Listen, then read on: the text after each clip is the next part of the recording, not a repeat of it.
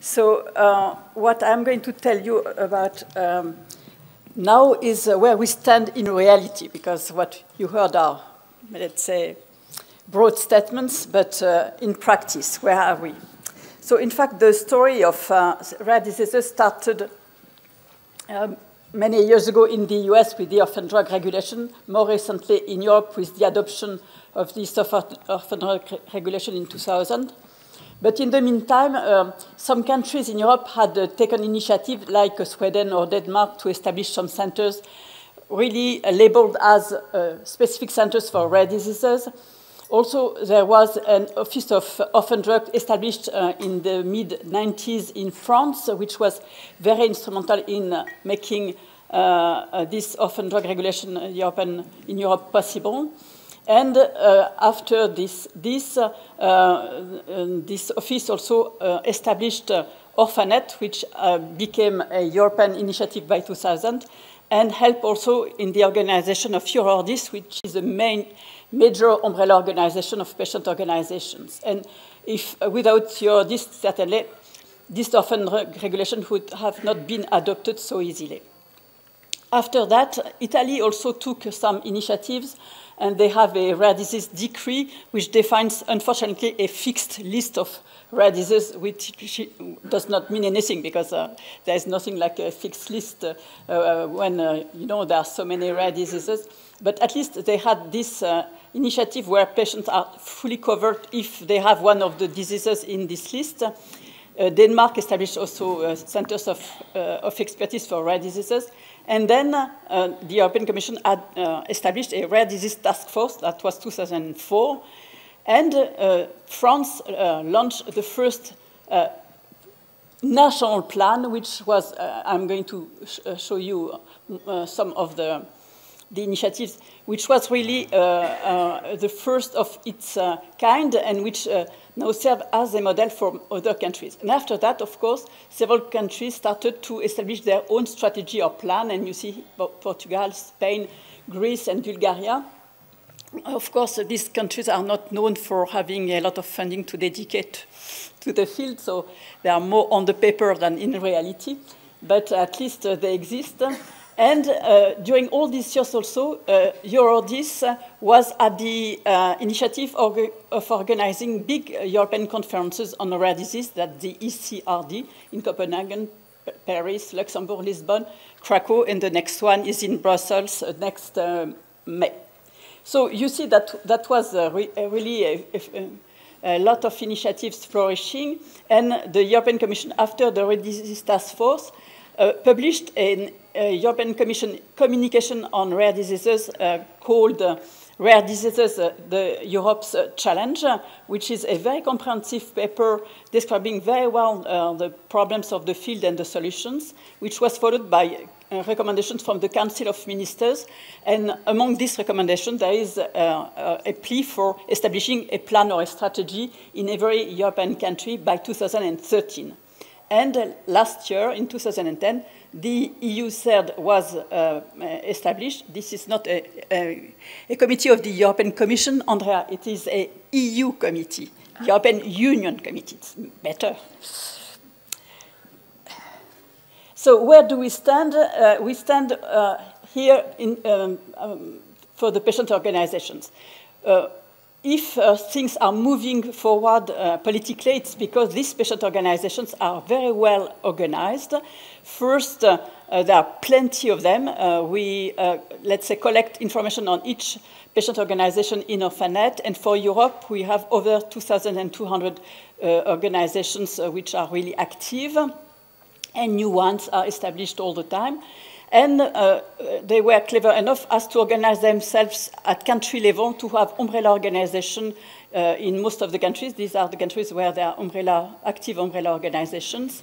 And equally, the EU umbrella organization, EURORDIS, is a fantastic instrument to influence policy at European level, and more broadly, because EURORDIS has also partnership with other organizations in other parts of the world, more broadly at world level. So there are of course, from this umbrella organization or of this patient organization, a lot of initiatives taken, and they are, of course, the main voice to advocate, but a lot of them have also established helplines or services for patients and family. They do, as you know, a lot of fundraising for research, and they communicate very well, and they produce excellent information for patients. So, as I said, France was the first country to develop a plan, but after France, a few countries also adopted a plan, but there are now other countries preparing actively their own strategy. Belgium just published 3 weeks ago the final proposal, and we hope that when they will have a government, they will adopt it and implement it. And Germany is also actively working. There are 3 main working groups, and they hope to, let's say, be able to publish their own strategy by the end of 2012. And the other countries, UK has done also something. So we think that these countries will achieve something by 2012 or 13. And first steps are taken here. I just heard a few days ago, last weekend, that in fact, someone who is listed here should not be listed here. That's Slovakia. No, Slovenia. Slovenia has now a plan as well, so I should move it here. So you see that it's moving slowly, but it's moving forward. And of course, having a plan, a strategy does not mean that resources are put really behind that, but at least it shows that it goes in the right direction. Now, I'll tell you a bit about the French plan, because it was the first one and also the most comprehensive one to date. There was 10 priorities in this plan, and there was a budget of about 100 million for the coordination and all the new initiatives. And what has been certainly really determinant is for this goal, which was to improve access to health care provision, we established centers of reference, which are called at European level that terminology centers of expertise, and we established 131 of them, and this was really a big step forward because suddenly some experts became really visible, and also budgets were put in these clinics and expert centers to develop the coordination of care, to develop clinical guidelines, and so on. And so these 10 areas are quite, let's say, trivial and obvious, and they are now in most of the strategies which have been adopted, but as I said, with more or less budget, depending on the country. So what are the outcomes of the French plan? Because we had the first one, which ended in 2008. We had a review by an independent body of the outcomes of this plan.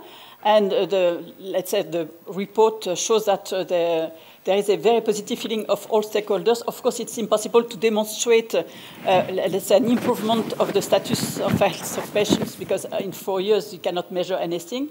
But it seems like it's going to be really very positive. And we think that we have made a few mistakes that we can share with the other member states for them not to do the same things. And it was so successful that finally we adopted a second plan in 2010, which runs until 2014, with some new measures. The first one is now to use the orphanet nomenclature that we have developed for all rare diseases in the health information systems used in hospitals and at ministry level and so on, to trace rare diseases, because currently rare diseases are invisible in health information systems due to the lack of a proper coding system for them, as ICD-10 is not taking into account rare diseases. There are only 240 rare diseases in ICD-10. And we also we have started to build a repository of cases to store and analyze clinical data. This data will come from the centers of reference, the registry, the courts, and also from the healthcare system. So we will have this repository of data available for clinical research, and of course also for partnership with industry, it will be available for everybody. And we have set up a foundation for rare disease research, which is supposed to be a public-private partnership initiative, and so it will start in January. And here again, we consider that a lot of these initiatives and of these resources are pre-competitive resources for you, and that you should join this effort as partners, and this will speed up research for sure. In the meantime, that was at European level, country level. Now, at European level, what happened? As I said, we had this rare disease task force, the EC communication, and the Council recommendation. But now we have this European Union Committee of Experts on Rare Diseases. And what is very interesting is that it has 51 members, and among them, there are the 27 member states, European countries, which are represented by someone from their Ministry of Health. So we have a direct link to the policy at the policy level in countries.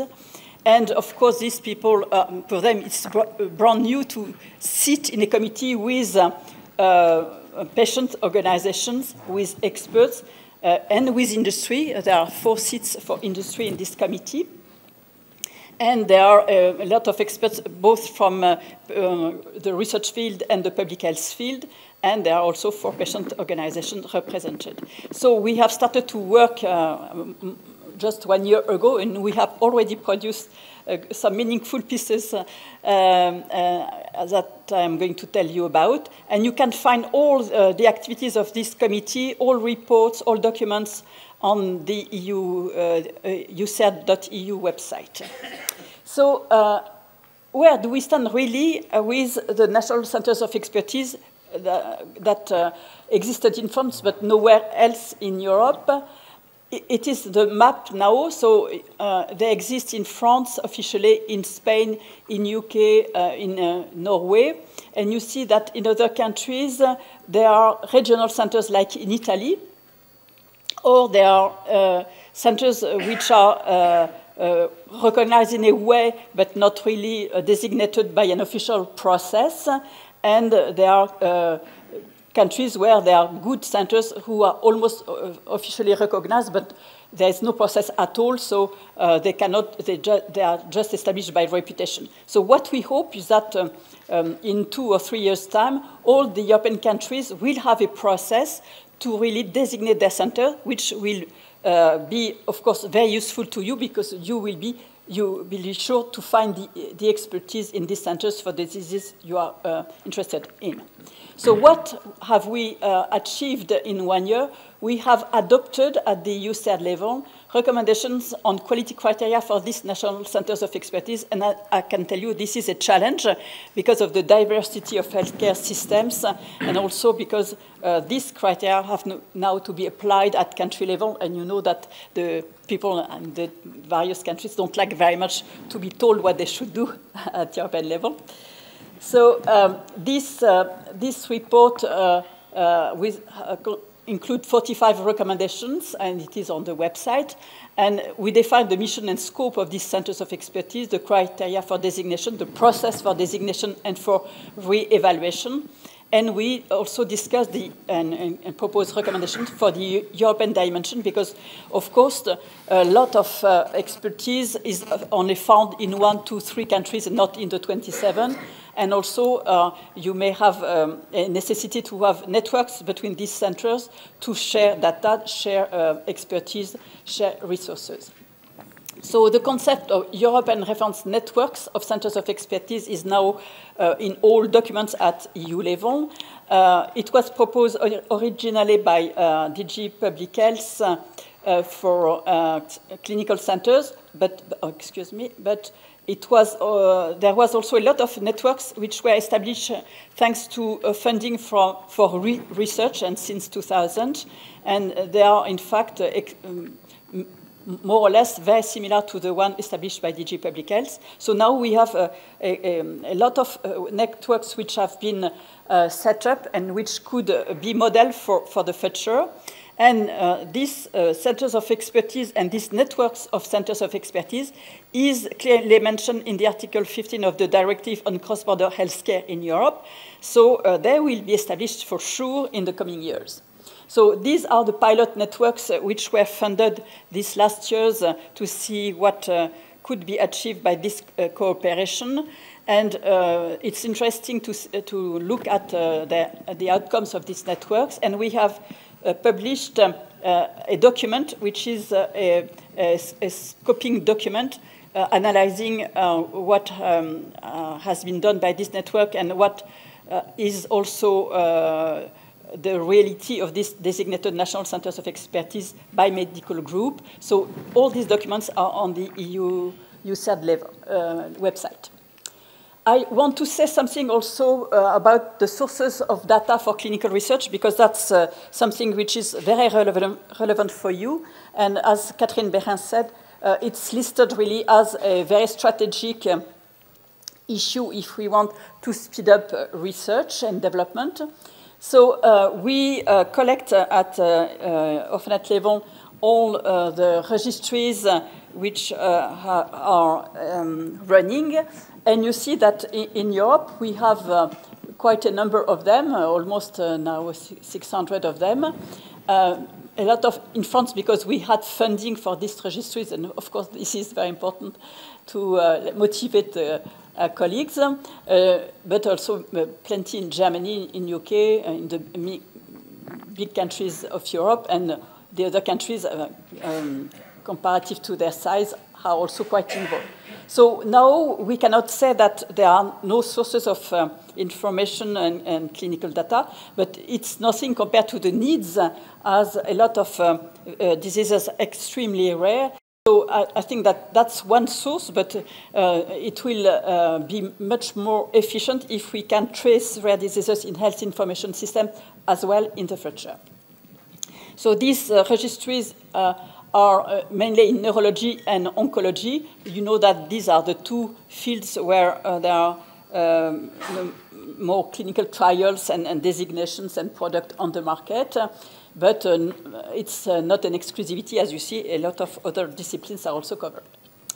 So now I want to say also a few words about what you can get from this other initiative, which was funded by DG Public Health in Europe starting 2000, this portal of rare diseases and orphan drugs, which is now what in the jargon of the Commission is a joint action. That means that it's an initiative of the Commission, but also of the 27 countries, and funding is coming half from the Commission and half from the countries. So, in fact, ORPHANET started in 1997 to address the problems identified for rare diseases. And that was, of course, the lack of information. And so we wanted to have an inventory of rare disease and an encyclopedia. The scarce expertise, so we wanted to have a directory of expert clinics. So that's exactly what we have now. And also we thought it would be very important to have a directory of research projects to improve collaboration, and also to have a director of clinical trials and of patient organizations. So it happened, and it developed progressively. Now we are in 40 countries, and we are starting in Europe and around Europe, and we are starting to expand to Canada, Australia, Brazil, Japan, and we are negotiating with China. So it's in 6 languages, but it will be in more languages soon, as you understand. And I want to comment a bit on what you can extract and find in this database, because it's really a tool for you to ease your homework. We have first this rare disease nomenclature, which is quite interesting and important to promote, because, as I said, if it is used, it will be instrumental in making data on patients accessible, and this will, of course, be very important for clinical research. And this nomenclature is serving as a model for the update of the international classification of rare diseases, which is in development and which will be released in 2014. So all these diseases are classified, and this is very valuable because you can see when you have a product for a disease, what are the diseases which are very close to this disease. The classifications are clinical classifications, but also by mechanism, for instance, and indexed with clinical signs, so you can query by clinical signs. They are linked to genes. They are linked, of course, to all the nomenclature, which are international ones. And you can access directly a PubMed query, even for very, very rare diseases. And that's quite difficult to establish the query because you know that there are no stable, let's say, nomenclature, and MESH does not include the rare diseases. But also we develop an encyclopedia, and we have several sorts of products. And here also you can really have a look at the diseases where you have products in development or on the market, because you can contribute to improve this information. And as the website is highly accessed, I think that it's very important to ensure that we have clinical guidelines, that we have practical genetic guidelines when it's a genetic disease, that we have review articles, that we have a patient encyclopedia, and now we have even emergency guidelines published. And we published also epidemiology data on the age of onset, on the age of death, on the prevalence, and we plan to expand to incidence and also to provide that by area in the world. So as you see, it's a very comprehensive database, and there is also a directory of services with the specialized clinics, the medical laboratories, the patient organization, research and trials. So in fact, it's everything you need should be there, and if it's not, please tell us, and also help us to update this big database, because it's very difficult, of course, to cover all rare diseases. So let us know if your trial is not in the database or if your disease is not well covered yet. So in terms of numbers, you see that this is a bit an old slide. We don't have 1,800, but now 2,200. But you see the numbers are enormous. We have 12,000 experts listed in the database. So if you want to find an expert, if you want to find a center, if you want to find it, who is doing what, I mean, you can find that. And I think that it was a very clever initiative of the European Commission to support that, because now at country level, people have their own entry to the website, their own front page in their own language, and every country can have, let's say, can review what expert resources they have in reality, and this is very important politically to promote more initiatives and, for instance, the establishment of expert clinics. These are the visitors of the website on one single day. That's a snapshot when Google was kind enough as to provide the tool. Now they have stopped providing this tool. That's too bad. But you see, it's a European database, but the users are not only European. And I will end by telling you that these data are now following the IRDIRC guidelines, which is to provide all data freely accessible on a website. So all the data which are in the database are now accessible freely on orphadata.org, which is a new website where you can download, extract, not by disease, but the whole set.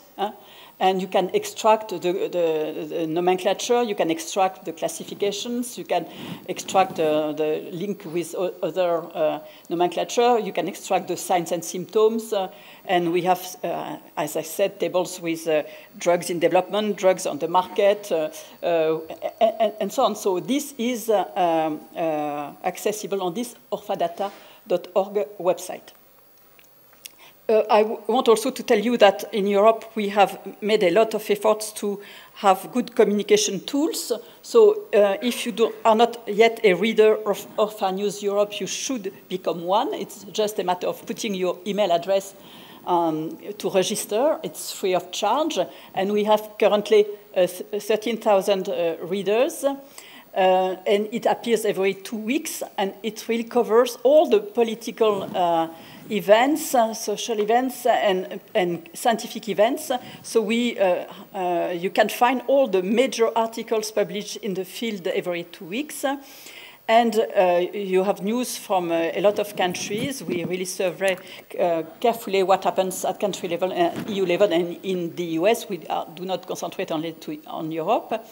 And so I think that's for you, your tool, but also you can provide us with information from your company, because we publish everything which is meaningful. We, in addition to Orphan News, have the website of the UCERD, and I want to draw your attention to a major document that could help you a lot. We now publish every July a document called State of Art of Rare Diseases in Europe, and you have an analysis of what has happened at the EU level, what has happened at country level, country by country. It's very, very comprehensive, and again, it's just a matter of downloading the document and reading it. In conclusion, I would say that at EU level, as you saw, we have done a lot. Rare diseases is still a priority area. I'm glad of that. I hope it will remain so, despite the financial crisis.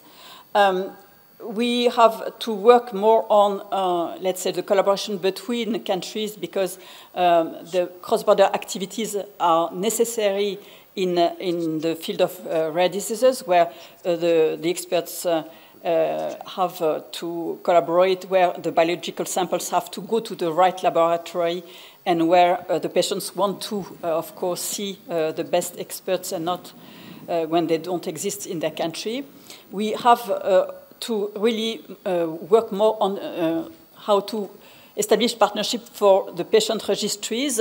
There was a workshop in early October at the EMA to discuss this and see how we could promote a better collaboration to avoid having registries by product, as we want registries by disease. And we agreed on a lot of next steps to be taken, and this will be released in the coming days on the UCERD website and in the newsletter, so you will have a chance to read our recommendations. We want also to join efforts to produce clinical guidelines, because there is no way to hope that patients will be treated if they are not diagnosed, if they are not managed properly. And also, we want to continue collecting information at country level and expand the number of countries. So, as I said, there are a few websites which are really key for you, and these are the UCERD website, the Orphanet website, and Orphan News Europe.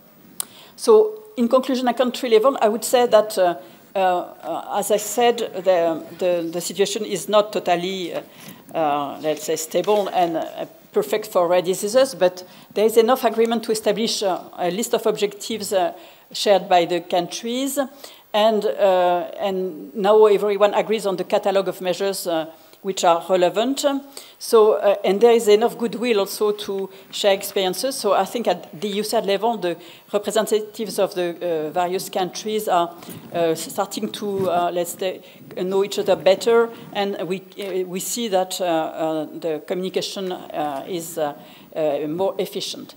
And, but it's absolutely necessary, unfortunately, to have a very tailor-made approach, because we have so different healthcare systems. We cannot compare the situation of Bulgaria and of Sweden. And also, it has to be an incremental process. And for that, of course, the struggle and the participation of patient organization is absolutely necessary, but they should not work in isolation, because we know of countries where the patients are quite powerful, but they don't link with professionals, health professionals, and that's not good. I mean, if they want to be successful, they have to show that they have the same analysis and the same solutions in mind. And we know that there are some targeted measures which are really decisive. So we have enough experience now to help countries just starting the process. And it is why I'm so optimistic that the situation is going to improve in the coming years. Thank you very much.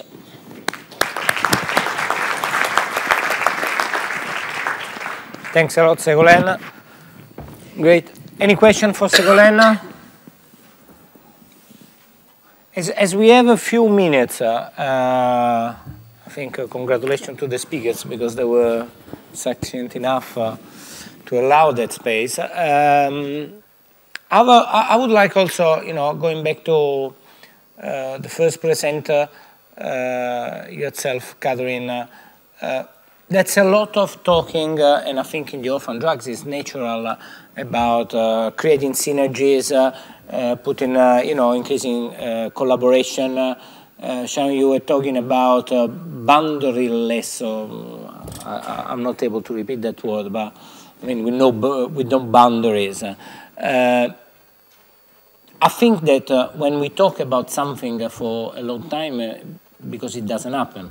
Otherwise, if it happens, we don't talk anymore. It's a matter of fact. So I would like to challenge in terms of learning from you.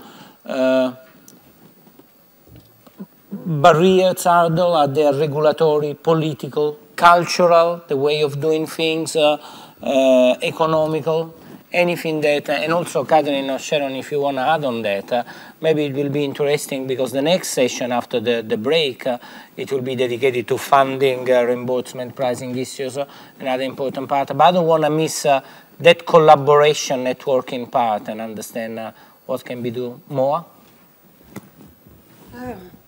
Any idea? Yes. No. If I look back 20 years, 15 years, the situation is much more effective, pleasant now because you don't need to plea for rare disease anymore. I mean, at least it's a keyword which is in the mind of everybody. But we are facing now a situation where it becomes almost an obstacle because of the rising cost of the drugs which are marketed and the contribution to the budget. So I don't think that we should discuss that now because it will be discussed later. But for us, there is an opportunity to establish public-private partnership because I see that there is a real agreement on a few concepts. First, that the research part should be considered as really pre-competitive, as well as the establishment of data repository and also development of bioinformatics tools like ontologies and so on. Everybody recognizes that this is absolutely crucial for the field, and this will be crucial also for the improvement of health in general, because all the knowledge currently is coming from research into rare diseases. So if we are clever enough, we could establish in countries, in a few countries, maybe at a more global level, places where there will be a real partnership between industry and a few, let's say, academic organizations. And maybe I think that between industry people, you should discuss how to join forces to support the project you think are crucial. And I would recommend to support the establishment of patient databases and of repository of data coming from the healthcare system, because now the technologies are there to interpret even data written in a natural language. So we can do a lot with that. Maybe we could build up an IMI initiative on that. I really believe that the time is the right one to start thinking of that. And we could agree on supporting the development of information and so on. So I think it's really the right time to see what you consider as pre-competitive and could be done with the academic world and with the patient organization. As Sharon said, the patient organizations are more than open. They are ready for anything which would speed up the process. So I think that from our side, there is no limit to what we can explore with you. I mean, we are delighted in principle to see what can be done, because we really want to see products developing in the coming years. Great, thanks a lot. Catherine, you want to, and then Sharon? Okay. Well, from the point of view of funders, it's very clear that it's a benefit from both sides to work together from the early stages. And I would like to take the example of a project that we have been supporting at the European level over actually 3 framework programs for research. It started back in FP5 already with a very basic project on pathophysiology of alpha-mannosidosis and investigating different types of enzymes and developing animal models. And this very early project already included a Danish industry, so from the early stages, and actually it developed over the 3 framework programs. In FP6, the project was more dedicated on studying the natural history in patients and already testing these enzyme replacement therapies in the animal models that had been developed in the previous project. And now actually in FP7 we are supporting the phase 1 and phase 2 clinical trials.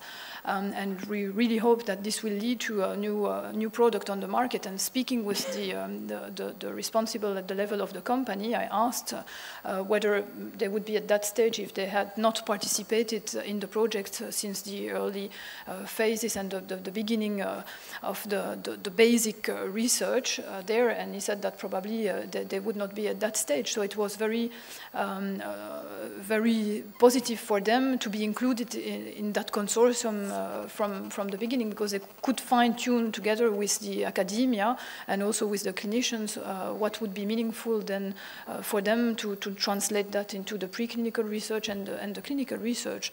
And I think that it's always a question of finding the right people to talk to.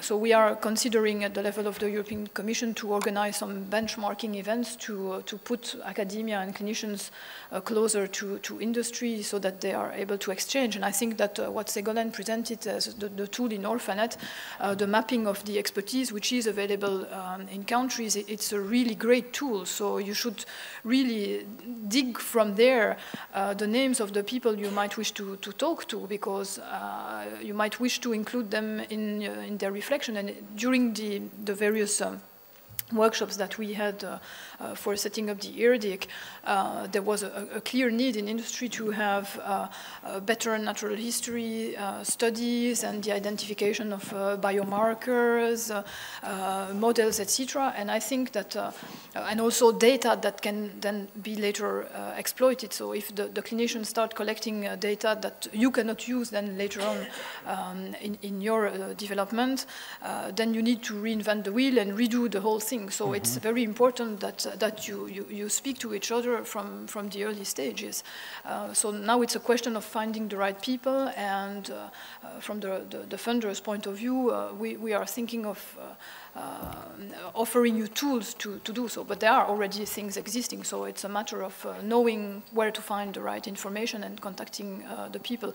I think that Samantha Parker from Orphan Europe is in the room, and actually during one of the ERDIC workshops she met a US responsible for a registry, and they started a new collaboration there. So it's finding the right people at the right moment and establish the collaboration. It's true that it's talking, but that's the reality.